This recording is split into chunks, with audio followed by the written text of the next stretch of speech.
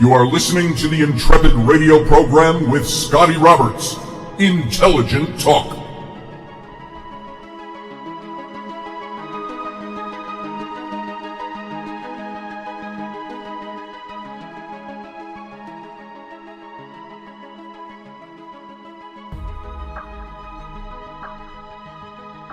Well, happy Christmas Eve, everyone. This is Scotty Roberts. You're listening to the Christmas Eve program, the one and only one of these we will have this year on the Odyssey Radio Network. This is the Intrepid radio program. Thank you for coming in. You can go watch the video broadcast, the simulcast of this broadcast, over on the YouTube channel, which is Mr. Scotty Roberts. And again, I want to thank you for taking your time out of all your busy family things and gatherings and present wrappings and prepping Santa and things like that to stop in and listen. We had one of my twin daughters, older ones, came to visit, and so we had a little pre-Christmas with our children this morning and early afternoon, so they got to open a few presents. But the big haul is for tomorrow, and of course, Santa is yet to come tonight. So, I know what busy is on a day like this. I also know that there are times where I've either been alone or I've been done with the family festivities and gatherings, and to go tune in some of the things I like to listen to on radio or television, only to be set with an onslaught of reruns, because even the news, it seemed, at times were not the regular people I wanted to see and like to listen to.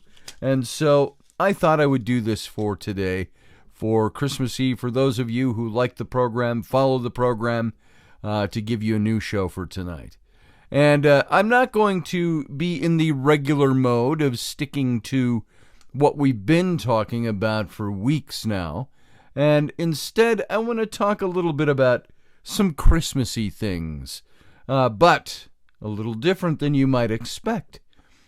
I'm going to look at we'll get a little maudlin, a little quaint, a little classical, and read some Christmas poetry and things like that from some of my favorite poets. And yes, you can be manly, and you can fight with swords and shoot guns and do all those manly things and still like a little poetry every now and then, which I do. So I'm going to share some Christmas poetry with you. But our main event of the night, interspersed with a little bit of poetry, are going to be talking about the 20 top terrifying Christmas monsters that can haunt the holidays for you. And so I want you to sit back, get a little radio side popcorn, or if you're watching the video, do whatever you do, but enjoy the upcoming stories here, and of 20 top terrifying Christmas monsters. Let's start off with that, shall we? In the all non-stop joy, mirth, mandatory parties and carols and cards and tinsel and holly and all the silver bells. It's Christmas time in the city. Let's move that all aside for a minute. That can make the holidays unbearably irritating sometimes. If you're in the mood for a little menace this Yuletide, put away your copy of The Night Before Christmas.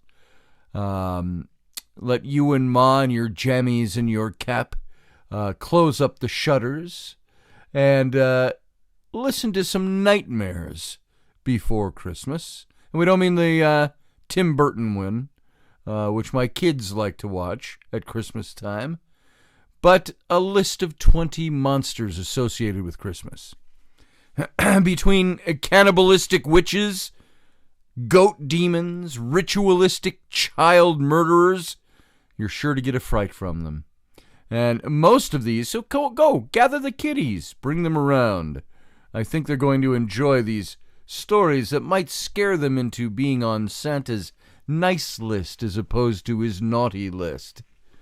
So you're sure to get a fright from these. Most of them come from old European myths and fairy tales that predate the Christian holiday, but some appear in more modern Christmas stories from pop culture. And a fair warning to the faint of heart, this is the disclaimer for tonight's show. These tales and images might scare the hell out of you.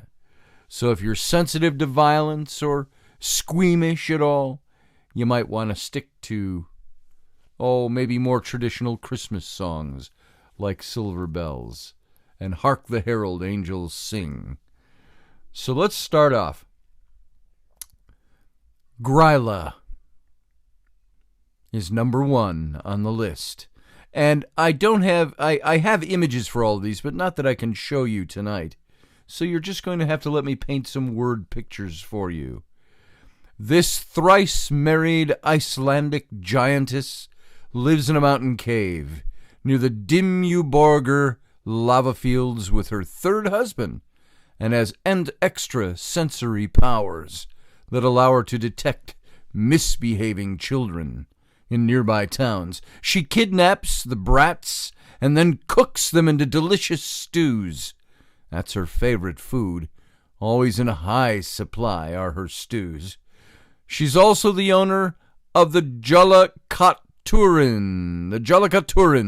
the hellacious Yule cat, and mother to the mischievous Yule lads, which we'll hear about just a little bit later.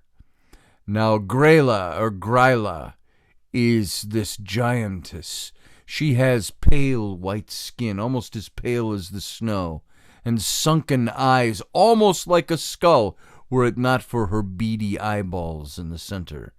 And she would like to take children and not only cook them into stews, but if they were naughty enough, she liked to take them screaming from their beds, tear them limb from limb, and eat them like sushi, with a side of wasabi.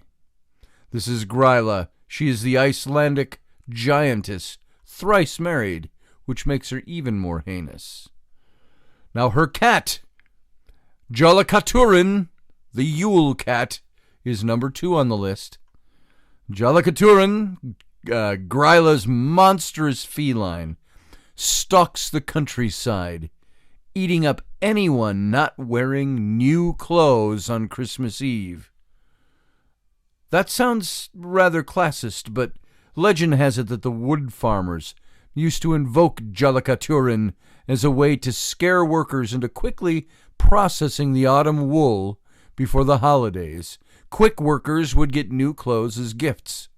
Slow ones would get just eaten. And in alternative versions, the cat merely eats people's food, which is totally something a cat would do anyway. Our cat, our fat cat, our big fat old black cat, Oscar, who can barely move around other than to meow at you and tell you he's hungry again, was seen last night hopping up onto the footstool, loping onto the countertop, and making way for the butter dish. So we've had to start thinking that he could not actually perform such deeds. We had always left the butter out in the open. So now I'm a little, it makes me a little sick to my stomach thinking, how much butter have I eaten that has had Oscar licking on it half the way through the night? I haven't yet pulled black hair out of my mouth while eating buttered toast, but, we'll see. So the big fat black cat is actually much more mobile than he likes to let on.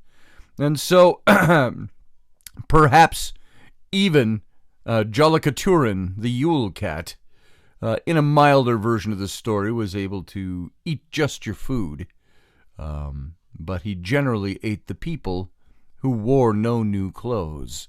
That meant they were poor workers. Now, also associated with Gryla, the giantess who is thrice married and eats the flesh of children, is the Yule lads, the Icelandic Yule lads. And you can think of the 13 Yule lads as Santa's little helpers back before Santa was actually a thing. Each Yule lad had a nickname related to his particular brand of mischievousness. Stubby, the short one, steals plans to eat the fried bits stuck to them. Pans, I'm sorry, not plans. That's Stubby. Sausage Swiper hides in the rafters and steals meat when no one's looking. Sheepcoat, C-O-T-E, Sheepcoat Clod, plays in ravines and harasses sheep. When not stealing food or bothering livestock, the Yule lads leave gifts or rotten potatoes in children's shoes, depending on how good the kids have been. In other versions, they just kill the kids. Much more charming that way. So imagine being a child whose goodness or naughtiness is rated by the rotten potato you find in your shoes in the morning. So let's take a moment. Let's divert away from the ghoulish and let's go over and take a look at some Christmas poetry, which might be a little softer on the nerves for some of you. I'm looking at my favorite poet of all time, William Butler Yeats, poet laureate of Ireland at the turn of the last century. And he wrote some very well-known poems. There's got one even in my book, Tam O'Hare. At the beginning of the book, I quote one of his, which is about the fairy folk. Come away, O little child, to the waters and the wild, with a fairy hand in hand, for the world's more full of weeping than you can understand. That's from The Stolen Child by William Butler Yeats. But for Christmas, he wrote a little poem called The Magi. Now, William Butler Yeats was a firm believer in the fairy folk, the Fae, and all of these different legends of Ireland. Now, actually, before I had come to the firm belief that these things existed myself, I had read that about William Butler Yeats and kind of questioned, really? He believed in fairies? Until I dug into it a little more and researched it more over the years and came to the understanding through very good people that I know who have experience with them, as well as my own experience, that these beings exist. So I'd say William Butler Yeats was a little less comic than some of these monsters that we're seeing that come from Europe and even before the time of Yeats and down through the centuries. But his writing, you'll see here. Let me just read this for you. The Magi by William Butler Yeats. Now, as at all times I can see in the mind's eye, in their stiff, painted clothes, the pale, unsatisfied ones appear and disappear in the blue depths of the sky, with all their ancient faces like rain-beaten stones, and all their helms of silver hovering side by side, and all their eyes still fixed, hoping to find once more, being by Calvary's turbulence unsatisfied, the uncontrollable mystery on the bestial floor. What do you think? Little William Butler Yeats for the soul. Now, let's go back and take a look at some more of our 20 terrifying Christmas monsters. All right? We've covered, so far, we've taken a look at Grilla, the mountain giantess of Iceland. We've got Jolakaturin, the Yule cat, her cat, that would eat you for not wearing new clothes at Christmas. And the deeper issue being that you didn't work hard enough to get new clothes. The Yule lads, which would go out and they would eat you. They'd eat sheep. They'd eat children. They'd leave potatoes in their shoes if they were naughty. They were kind of like Santa's elves before there was Santa. And these first three are all Icelandic legends. Now we've got Pierre Fotard. And Pierre Fotard, Father Whipper, Father Flog, Spanky. Yes, those were his nicknames. He was the Christmas monster. In French, Pierre Fouettard literally means father whipper. His gruesome origin story involves him drugging and slitting the throats of 3 wealthy children who stayed at his inn. He later dismembered and stewed them. All these monsters have a thing for stew, by the way. He stewed them in large barrels until St. Nicholas came around, discovered his deeds, and resurrected the kids, compelling Fouettard to repent and become his helper. Now, dressed in dark robes, bound in chains, covered in soot, and sporting a scraggly mess of hair and a beard, Fouettard helps out on St. Nicholas Day, which is December 6th, and by giving lumps of coal and severe whippings to naughty kids back before spanking was politically incorrect. He puts the extra bad ones in the wicker cage on his back, probably to slaughter them and turn them into stew. Now, Fouettard briefly appeared in the U.S. during the 1930s as Father Flog, or Spanky, they called him, alongside his wife, Mother Flog. And he'd punish ill-behaved children with contrapasso-style punishments, like cutting out the tongues of lying children. And if you'd prefer a whipping, let him know. Thank you very much. So there was one of St. Nicholas's helpers, cutting out the tongues of naughty children, mouthy kids, lippy kids, talk-backing kids, which I have here in my house. They all think they're comics, they all think they are witty, and they all think they can outwit me. So, constantly talking back, constantly doing. Yeah, I should start the Pierre Fouettard or Father Flog legends around my house for Christmas. Then, of course, next, number 5, you have Zwarte Piet.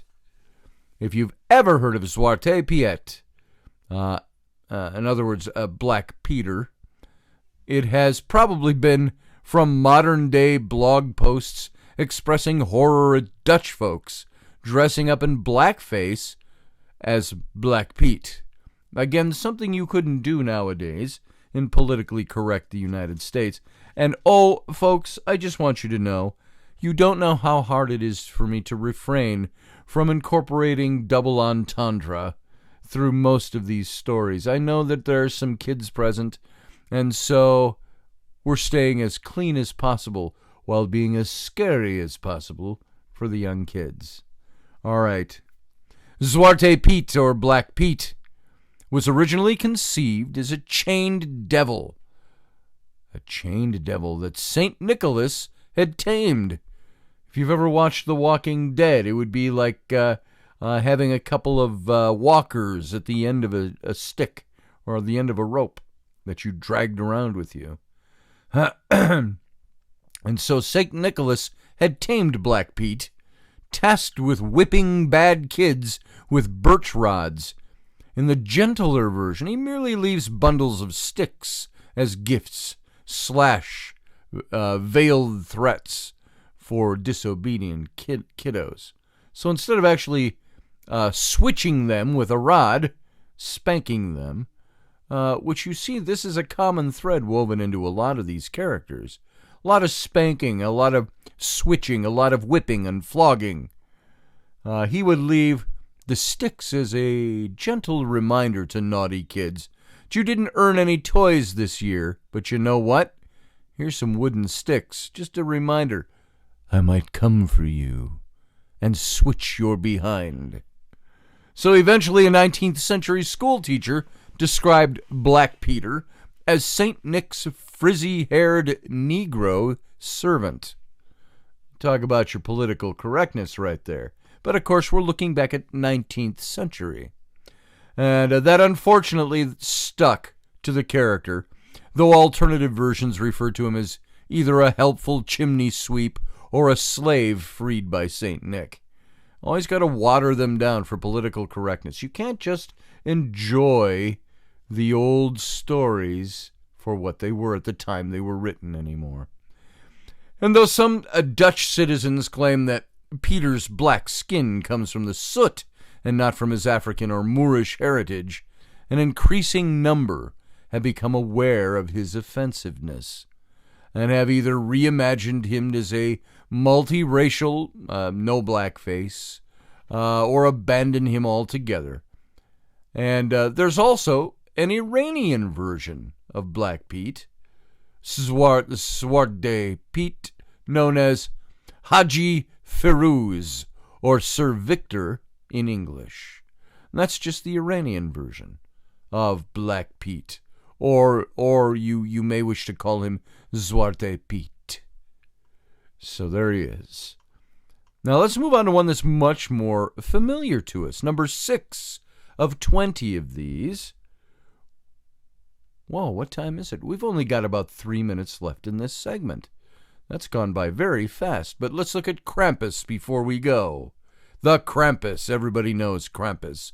Everyone's favorite half-goat, half-demon with shaggy fur, phallic horns, a long curved tongue and fangs, hails from a pre-Christian pagan past, which kind of fits into what we've been teaching lately. Some scholars think he might even be an incarnation of the devil himself, or at least the horned god of the witches. So either way, he's a lot like Zwarte Piet and Pierre Foutard, in that he's Santa's evil sidekick. Not just evil, but evil sidekick. He wears chains, leaves coal as gifts, and whips unruly children with birch reeds, carrying off the really bad ones in his wicker basket, so he can drown them, eat, or literally send them to hell. So if you're looking on getting on Krampus's good side, rumor is he likes big-breasted women and schnapps. I never knew that about Krampus before. So Krampus, in many ways, is much like Rocky and me. We prefer our schnapps drinkers to have big breasts, and that would get on the good side of Krampus. Now, sorry, kids.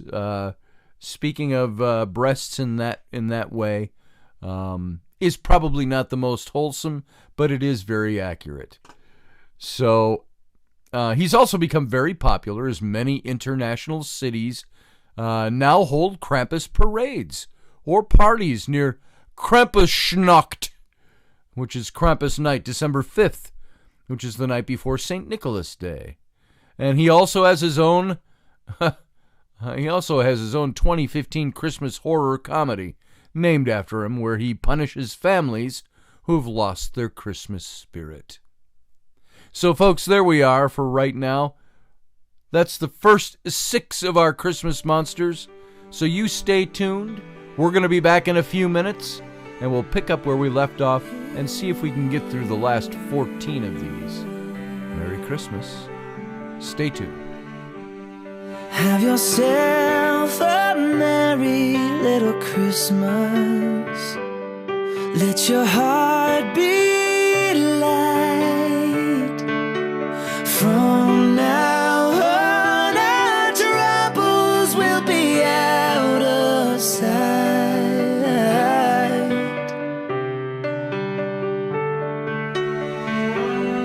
Have yourself a merry little Christmas. Make the Yuletide gay. From now on, our troubles will be miles away.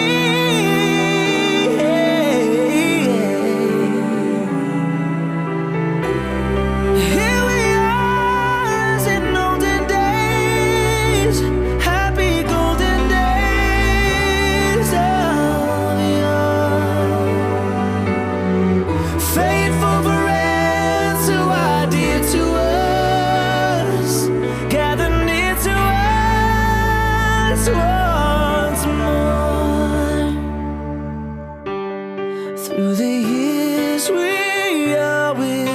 together. If the fates allow, hang a shining star up on the highest bough,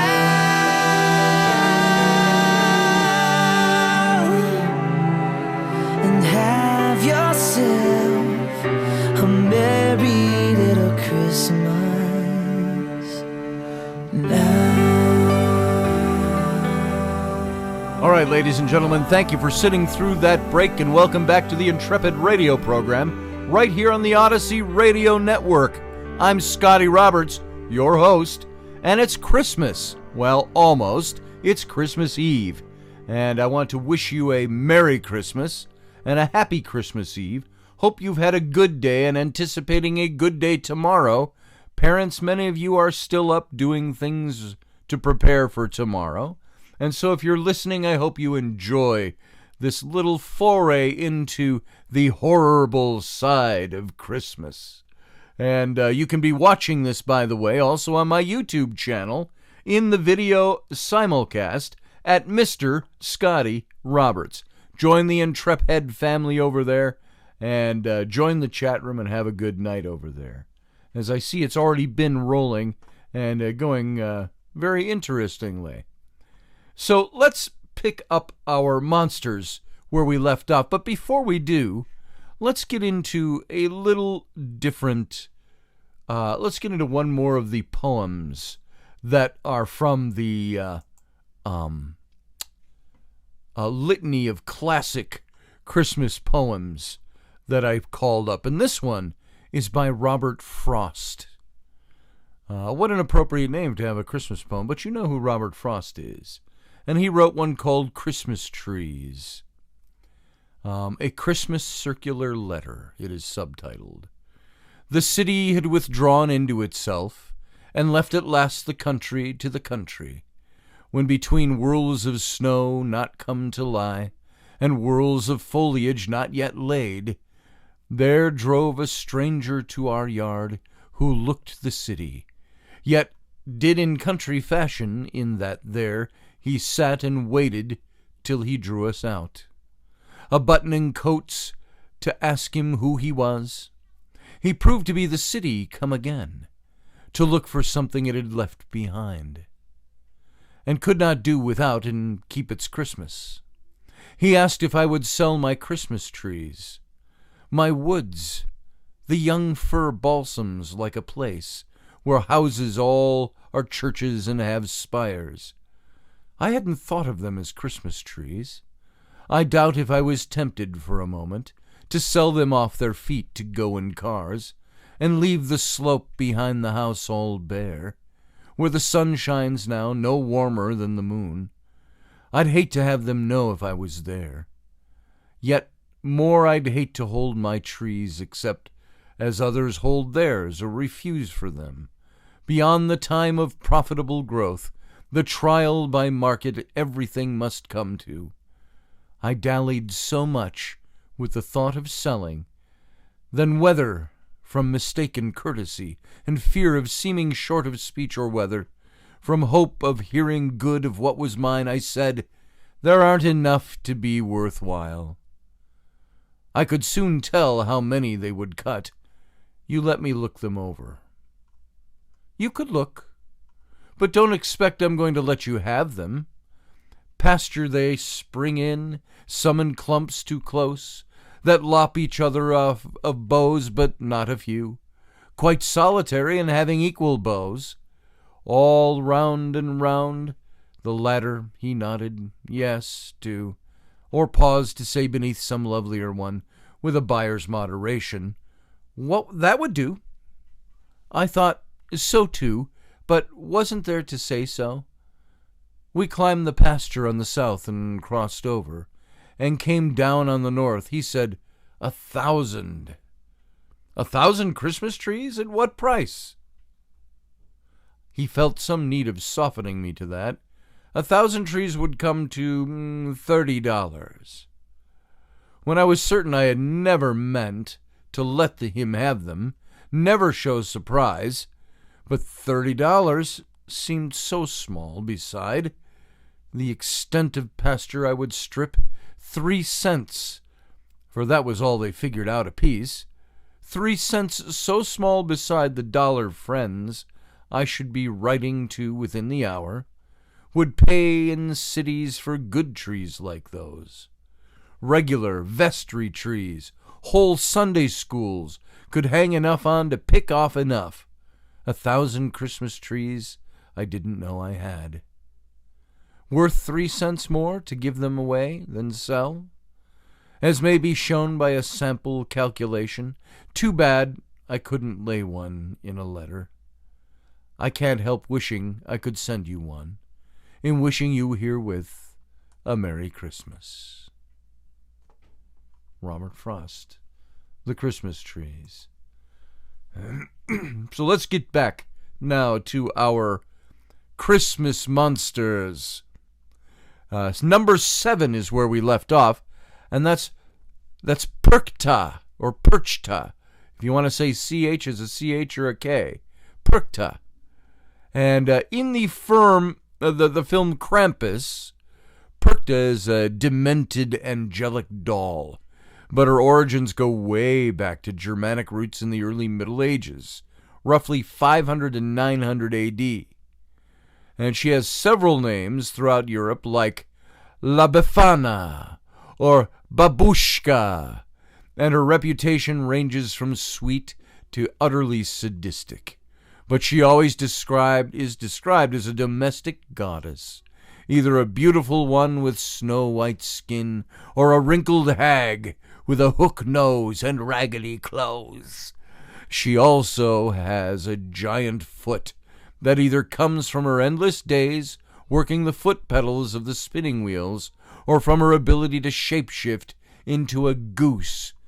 In fact, she actually, the legend inspiration behind Mother Goose, though she's not all lullabies and fairy tales.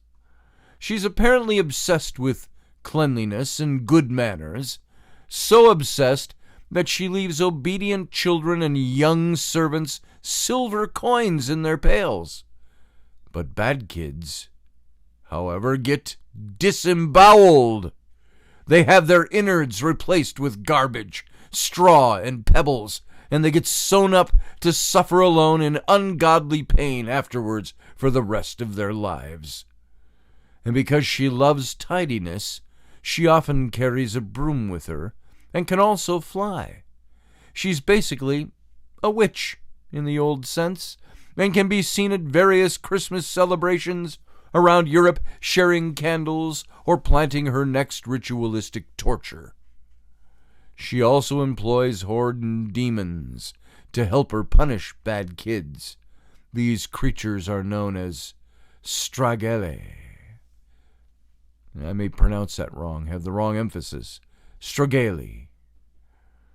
And there were some shows on television that made those creatures very famous in recent years. We're going to talk about them in a minute. But could you imagine Mother Goose actually started as a broom-riding witch? You don't see that on the country blue wallpapers for your kitchen, do you? So let's move next into the stragelle. These are shaggy, horned beasts. They get their kicks by stealing from naughty children and occasionally tearing them to pieces. It's said that you can avoid their wrath by leaving out some food so that they'll feast on leftovers rather than your young offspring. Isn't that comforting? Let's leave some leftovers out, honey, so our children don't get eaten by the stragelle tonight. The stragelle actually morphed into a version of a vampire legend at one point. And do you notice how many of these monsters are all focused on tearing children to bits or eating them, consuming them whole, baking them into pies or stews? That's very interesting. I think that there were a lot of very frustrated, angst-ridden parents back in the Middle Ages and the Dark Ages when many of these legends came to light. Let's make our kids feel creeped out by doing anything wrong. Now we just tell them, hey, I'm going to take away your iPad for a week. Back then, they didn't have those, so they had to tell them a monster's going to eat you, and rip you from limb to limb. Number 9 on the list is Hans Trapp. Excuse me. Hans Trapp, and you can see there's a lot of Bavarian, Icelandic, things like that in here. We'll see what other ethnicities we hit as we go. Hans Trapp is basically an ultra-scary version of Zwarte Piet and Pierre Foutard from Alsace, France. And he started off as a vain, cruel, and thoroughly debauched rich man who practiced black magic. And he worshipped Satan just to increase his wealth and his power. And when the Catholic Church got wind of him, they brought him before the Pope and excommunicated him. Local townspeople hated and feared him so much that they seized all his money and his lands while he was away and then banished him into the forest. Bad move, they'd soon realize. In a shack made of sticks, he grew demented. He became obsessed with cannibalism, stuffed his clothes with straw to appear like a scarecrow, then eventually stalked and stabbed a 10-year-old boy with a pointy stick. He carried the boy's body back to his shack for some good eating. But the good Lord struck Trapp dead with a lightning bolt before a single morsel touched his lips. And despite his death, some parents in northeastern France still use the child murderer's name to get kids to finish their Brussels sprouts. I think I would have been one of those bad kids that didn't eat his Brussels sprouts. A vegetable I absolutely loathe in any form. Let's move on. Number 10. This one sounds a little more Welsh. Mari Lwyd. Lwyd.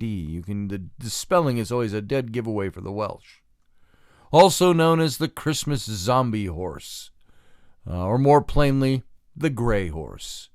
Welsh revelers dressed up as this creepy ass pantomime by hoisting a horse skull upon a stick and covering its bearers with a white sheet. The wraith-like equine walks the dark streets with a costumed owner to bother neighbors for free grub and hooch.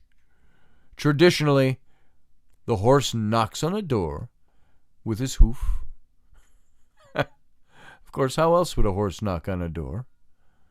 And he knocks on the door, sings a song requesting entry. The homeowners refuse with a counter song, and they go back and forth until the homeowners eventually relent, though it's not entirely clear why. Perhaps it's just to end the creepiness and public embarrassment of being panhandled by a dead singing horse. So while softcore types will use a paper horse head instead of an actual skull, wait for it, you know it's coming, others adorn their horse heads with ribbons, glass eyes, and mouths that open and close, all the better for scaring children and adults as the wassail and ciders flow, and some have even been known to use real, live, dead horse heads. There you go. That's from Wales. All right. Number 11 on our list. Lumpy, Dumpy, and Clumpy. Sounds pretty terrifying already, doesn't it? Lumpy, Dumpy, and Clumpy, a bit like Huey, Dewey, and Louie of the baked goods world, are three psychotic, giggling gingerbread men who lure hungry, unsuspecting kids into getting impaled on hooks, then dragged up chimneys. As a team, they're also mighty handy with a nail gun. And this Christmas, Ginger snaps back. Get it? Ginger snaps back. Actually, some of these legends I had never heard of before. I'd never heard of Lumpy, Dumpy, and Clumpy, the three gingerbread psychomaniacs. that can kill you at Christmas time. Let's move on to number 12. Oh, Rocky's going to love this one. Der Clown. Der Clown. Back to the Krampus film. You know how Jack in the boxes always play that creepy tinkling music before jump scaring you? Well, imagine if a giant demonic clown with sharp fangs and a worm-like body came out instead. You'd probably poop yourself right in fear right then and there. And at least Der Clown has some manners and a capacity for joy. He wipes his mouth after eating children, and he loves riding on Krampus's sleigh. Krampus's other helpers include a worm-like snow beast, Tick-Tock, the fearsome wind-up robot, Teddy Clow, the razor-clawed teddy bear, and numerous dark elves. But this is a listicle, not a wiki for Krampus. So if you're really that curious about them, you can go read the books, look them up online. Again, that's Der Clown. Der Clown! Or it could be heard to be said, yeah, watch out for Der Clown. And so he's kind of an evil jack-in-the-box with the body of a worm and fangs. Let's move on to number 13. Knecht Ruprecht, if I'm saying that right. I don't know if I'm doing my Germanic guttural well enough. Knecht Ruprecht. And sometimes he's depicted as looking like Krampus, while other times he's closer to the man behind the wrinkles in Mulholland Drive. Knecht Ruprecht is St. Nick's most familiar attendant in German myth. Depending on the story you've heard, he either was originally a farmhand, or, and this is my favorite, a feral child Santa, discovered and raised from childhood. He's a real stickler for prayer. According to the legend, he asks if children can pray. If they can, they get apples, nuts, or gingerbread. But if they can't, they get a whomp with his sack of ashes. But if you're truly bad, look out! In the Austrian version of the myth, the worst children are, wait for it, you'll guess it, beaten with birch branches, then stuffed in a sack and thrown into an icy river. In the German version, there is a pet greyhound, Santa's little helper, named after Knecht Ruprecht. All right. That takes us through number 13.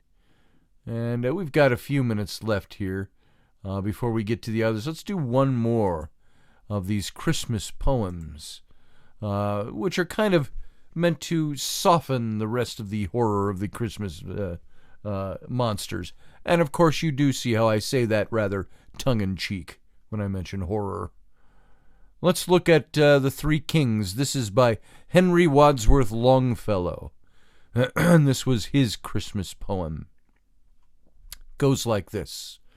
3 kings came riding from far away, Melchior, Gaspar, and Balthazar.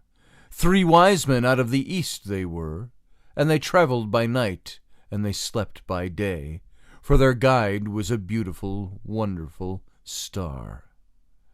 The star was so beautiful, large, and clear, that all other stars of the sky became a white mist in the atmosphere, and by this they knew that the coming was near of the prince foretold in the prophecy.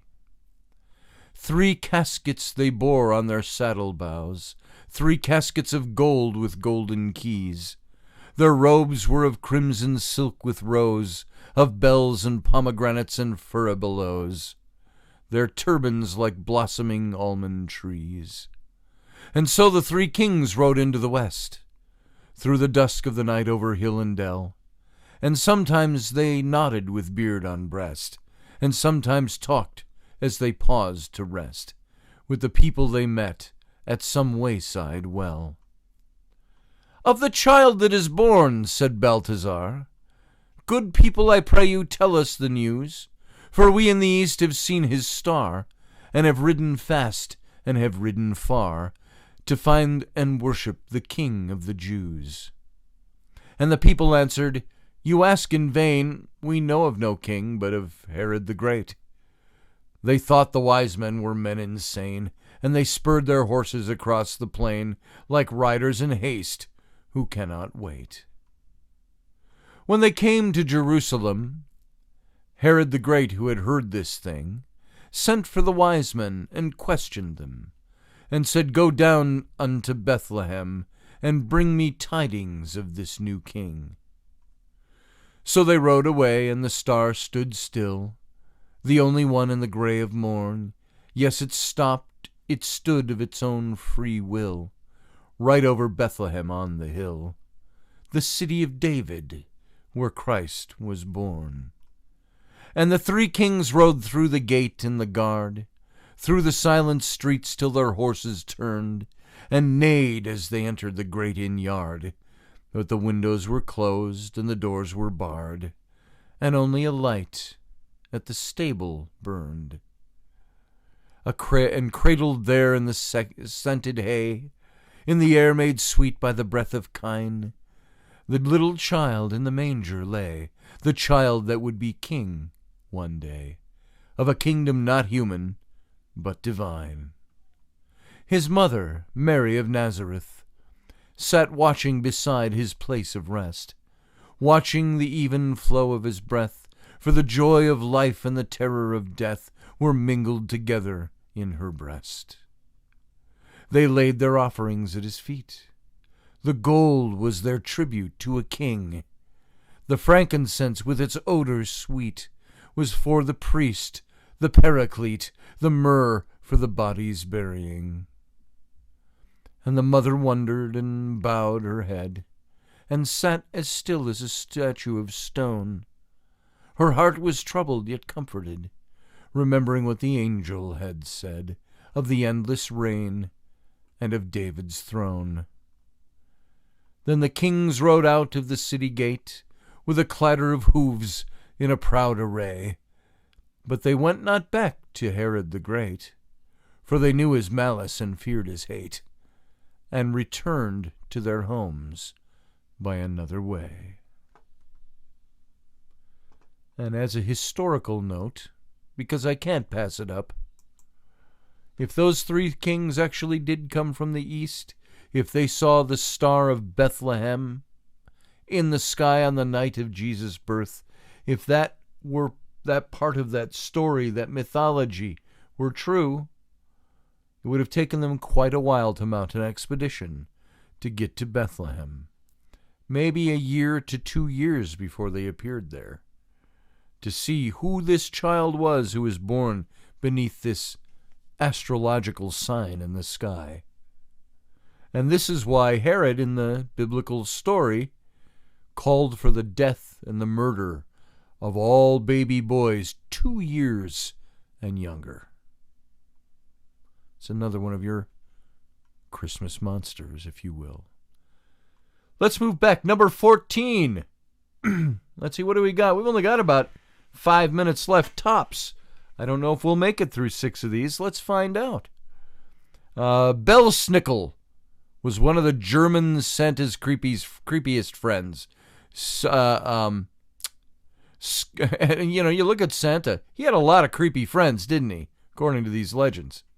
But scholars think that Belsnickel is based on the myth of Knecht Ruprecht. And there are a few differences. The Belsnickel visits alone rather than being Santa's servant. And in some versions of the myth, Belsnickel brings Krampus with him. Unlike Knecht Ruprecht, though, he doesn't particularly care whether or not you've been good. He's a sack of treats that he'll spill out for the kiddies, but then as they scramble for the gifts, he whips them with a switch, naughty and nice alike. Nice guy. Want to send his best drinking buddies. Number 15 is La Befana, or Babushka, if you're really Russian. La Befana, Babushka, gets around. She comes from Italy, Russia, and Eastern Europe. In Russia, they call her Babushka, but her M.O. is the same no matter what she's called. She's also known as the Christmas Witch. I know a few of those. And like Belsnickel and Knecht Ruprecht, she'll give both punishments and prizes. If you're good, you'll get cookies and gifts. Although I'd say, who'd want to eat a cookie or get a gift from this woman? But if you're bad, you'll get coal. And if you stay up and catch a glimpse of her, she'll whack you with her broom. Now, I always thought in those days it must not have been too bad to get coal, so being naughty was nice. Get a coalition of naughty kids together, get a bunch of coal, and you could heat your house for a year. Number 16, the Grinch. We all know the Grinch. This is more pop cultural than anything else. In the 1950s, that counts as kind of old time, doesn't it? The Grinch was created by Dr. Seuss in 1957. Believe it or not, he's 64 years old, the Grinch. But he's the anti-Santa who steals all the Christmas presents and the trimmings in one night. Breaking and entering, lying to children, pretty monstrous. Of course, at the end of the book, his heart grows 3 sizes that day, so maybe he can use his amazing skills to help the Who's clean up after Christmas. After December 26th, we're sick to death of Christmas and would appreciate someone making the tree, tinsel, and all that stuff simply disappear like the Grinch. I think that'd be kind of nice. According to my clock, I've got no time left, according to the clock. We had the totem, we had the Grither, and we had, let's see, who are some of the others? The Gremlins. Could have skipped those, and the Ghost of Christmas Yet to Come from Dickens' A Christmas Carol. So, folks, there you go. That's our show for today. Hope you had a good enough time. It was fun. It was affectatious. It was a bit comic. But look up some of those old stories and see if you can't use them next Christmas or sometime along throughout the year to, scare your kids into being on the nice list. Hoping you have a great Christmas tomorrow, and maybe we'll see you in the evening hours. We'll see. But until then, have a very Merry Christmas. Good night. The lake is frozen over. The trees are white with snow. And all around reminders of you are everywhere I go.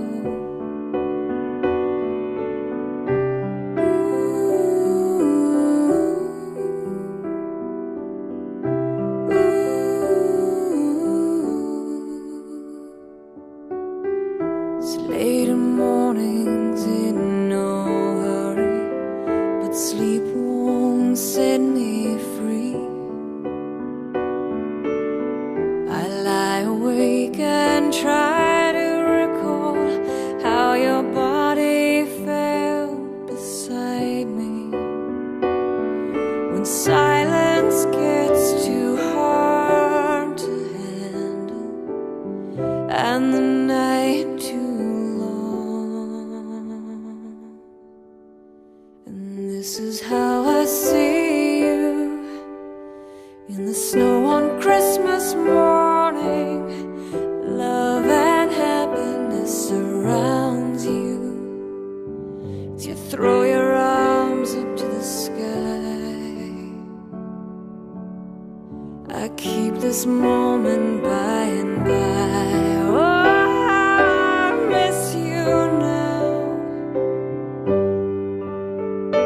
my love. Merry Christmas, Merry Christmas, Merry Christmas, my love. A sense of joy fills the air, and I daydream and I stare up at